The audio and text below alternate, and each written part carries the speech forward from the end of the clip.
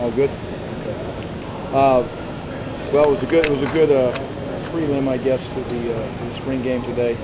A lot of crossover there at the end, which really focused on some teaching tape that we're using on the road. But it was good solid practice. We'll go through the game on Saturday. A little bit on the game.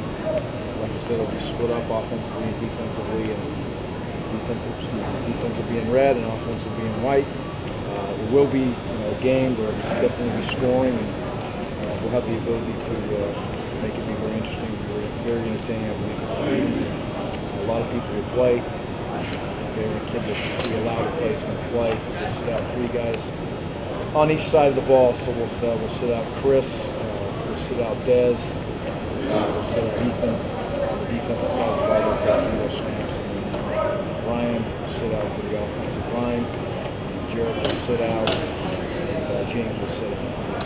So those are the 3 that won't get any reps. There's a number of the guys that have been hurt that won't play. But other than that, it's a great opportunity for young kids to compete at a high level in front of the fans. I expect it to be a very competitive scrimmage on both sides of the ball. Zoo might even get over there and get a couple carries if we get to that point. He's obviously moved over to safety, but Watt will get in there, and it's just. I wish we had another tailback. Yes, I sure do. But we'll have to just get through it. And it's 2 quarters and maybe 3 quarters another quarter. So it's not like we're going to ask everybody to play 80 snaps. So. Did Jeff get dinged up the other day? Yeah, he did. Yeah, he got. He said, and he's really fought through spring. My hat goes off to that young man. He's had a ton of carries, a lot of opportunities. He wrapped his arms around. He's been challenged by Thomas and really the whole offense all spring, and did some things and got better. But he'll be fine. Chris Borland had a significant impact in any role he's had here. Yes. Going from the middle to an inside in the 3-4, what will change for him, and should it open more opportunities for him, or about the same? Well, I think for a young man like him, Chris is he's a little bit of a wheeler dealer at times at linebacker, which is a good trait. For him, it works out most of the time because he has such great instincts. So. Because of the defensive scheme, his ability to blitz and get on the other side of a line of scrimmage more often with the blitz mentality, I think it will allow him to make more plays behind the line of scrimmage, be more actively involved in the pass rush, although last year I know he was a defensive end a lot and did some things, but now he's more involved in the blitz type schemes, which the goal is to get him locked up one-on-one with a back. And I like that matchup every time. Anxious to see how your kickers do on Saturday, and what's your confidence level on them right now? Well, I felt good about him throughout spring. Been hitting the ball pretty good. Was really poor in the wet rain, and the ball wasn't coming off their foot nice. We missed, I think, 4 in a row that were very poor kicks, but then they bounced back, and Frenchie made 3 in a row at that point, and after that, and did okay. But it's a work in progress, but they're like anybody else. We've got to keep fighting through it and get them better. Was that an example of maybe they just didn't handle the conditions well? Yeah, I would think so. That's what I would look at it. The snaps were not horrible. I wouldn't say they were great, but not horrible. And in turn, we did the placement of the ball was pretty good. We just didn't hit it right. So it's the same old deal. We preach it all the time. You got to be ready for anything at any moment. And were those kids completely prepared on the practice schedule for that to know we're going to kick at this moment? No. But they're not ready either in the 3rd quarter when all of a sudden, we got to have a field goal. So I like putting them in those spots, and they got to react. What's your final message to the younger guys, for Saturday, playing in front of a crowd and live action and stuff? What's your final message to those young kids? Well, for me, it was simple. The message today for them was to let them understand that it's their responsibility to prepare themselves, not just to play on Saturday in front of a crowd, but to represent and play for the seniors. And we have some talented young men on this team that have no idea what it is to walk into a big-time game in a big-time atmosphere and have to produce. And it's one thing to have talent, it's another thing to go out and execute and use your talents to the best of your ability. And that is the responsibility of coaches, myself, but most importantly, it's the responsibility of the young men in the program that have got to accept that responsibility and understand what it takes and prepare themselves. You were on the radio the other day and you were talking about explosive plays on offense. Yes. Have you seen any growth in that area this spring? Yes, with the tight ends. Okay. I would say that. saw another play today. Brock made another play today. We saw it in the last scrimmage, 2 or 3 plays with the explosive plays.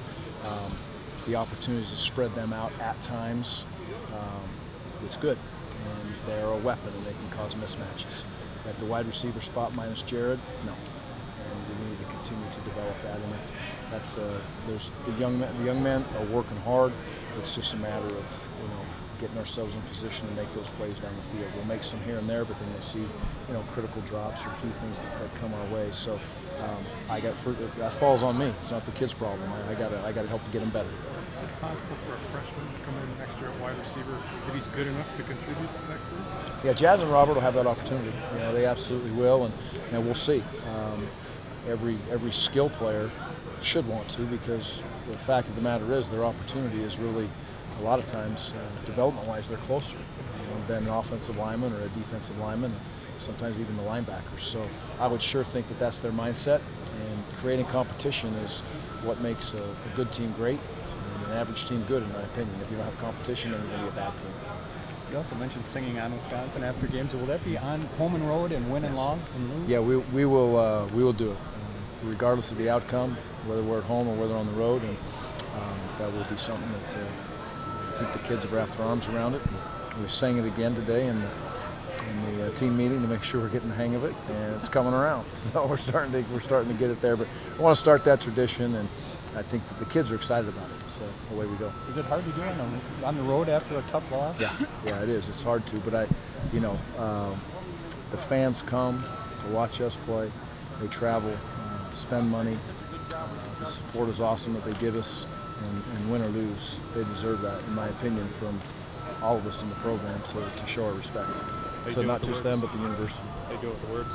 Getting pretty close. I think we're going to have Bo's going to do a good job of leading us up there, and Dipple's getting closer there, and they even tried to tweak a little thing and add an extra little fight in there at the one little pause after the first verse. So, but it's we'll get it. I think we'll do a pretty good job with that on Saturday. I know camp's coming up, but you even have a handle. You're gonna ask me to sing it, weren't you? No, that's you were thinking about it. I was not.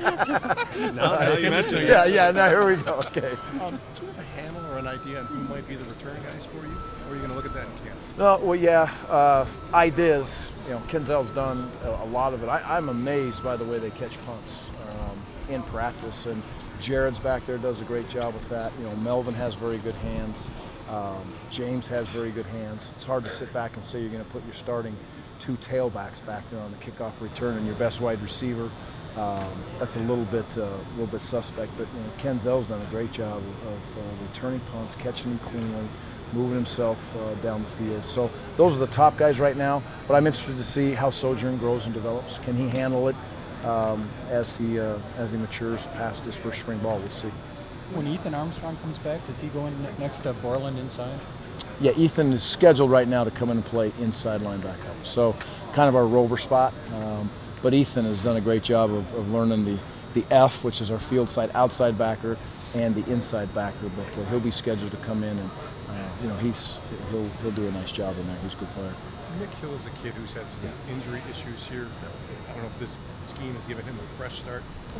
What might you expect from him in camp and moving forward next year? Well, Nick will come in the rotation, definitely in fall camp, and he'll be, getting a ton of reps just like he did in the spring, and he knows what his weaknesses are. He knows what his positives are. He'll learn even more of that, which every young man on the team will when they have their exit interviews with their coaches in the next week, and I'll sit down and talk with Nick also. But I'm proud of him. He's fought through a lot of injuries.